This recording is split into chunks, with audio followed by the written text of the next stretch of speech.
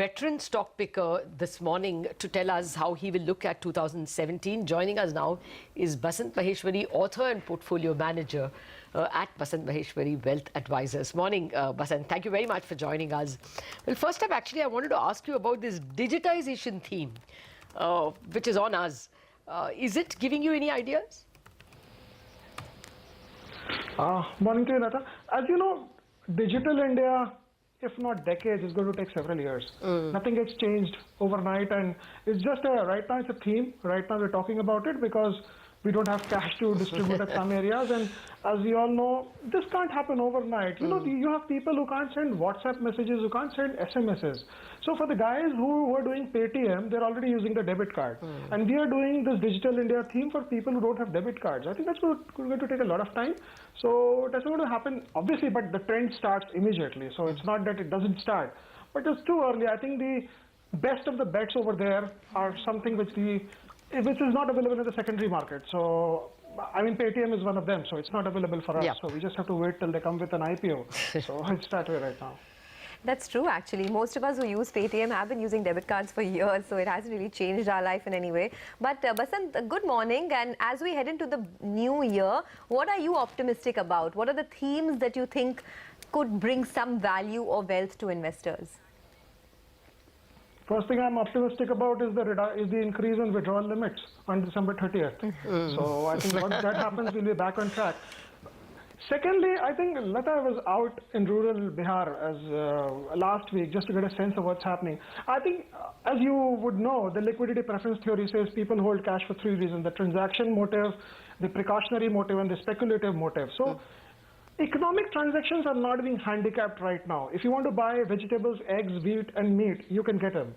Problem is in hoarding cash. That's the speculative motive which Keynes talked about. So I think we don't have enough cash to put into our homes.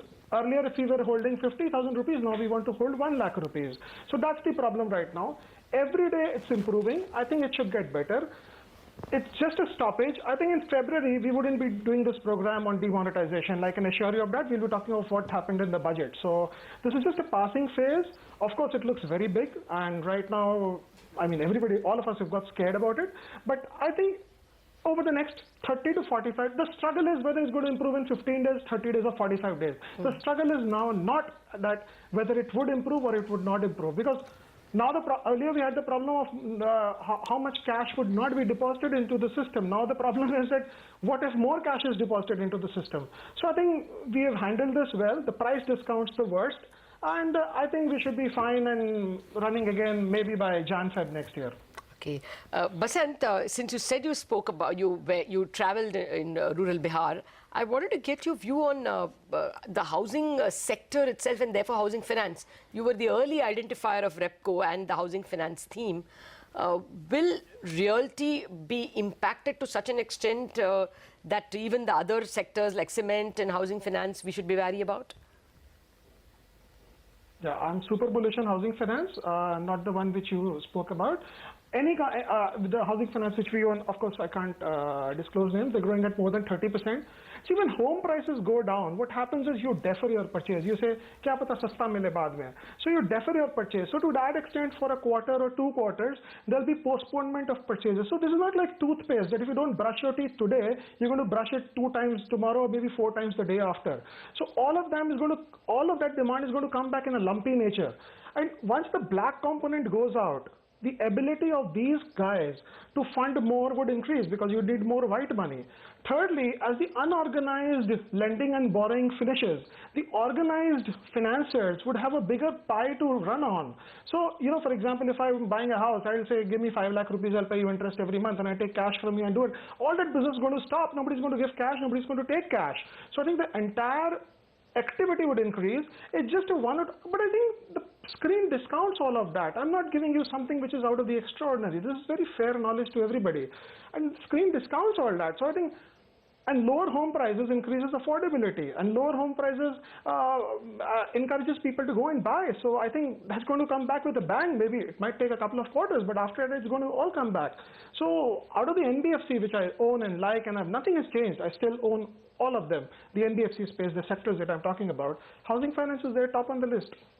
So why don't you then give us something, Basant, that is out of the ordinary and something that, you know, viewers, retail investors can look forward to in the new year? I wish I could, but you know, it's not rocket science. Housing finance company is growing at more than 30%. I think anybody can just go and do the math. Not the 18-20%, not the 25%, the ones which are growing at more than 30. I think they should do very well. Okay. Anything else in IT or pharma, healthcare? IT, pharma are the defensive. So, you know, when the market goes down and in the US will be increasing rates and we'll be decreasing rates, so obviously that's dollar bullish. And the dollar index is already reflecting that. But you don't buy stocks just because your single unit of dollar will get you 2 rupees extra. So you buy stocks for growth and all that. So at this stage, I think IT and pharma are mostly in the defensive case.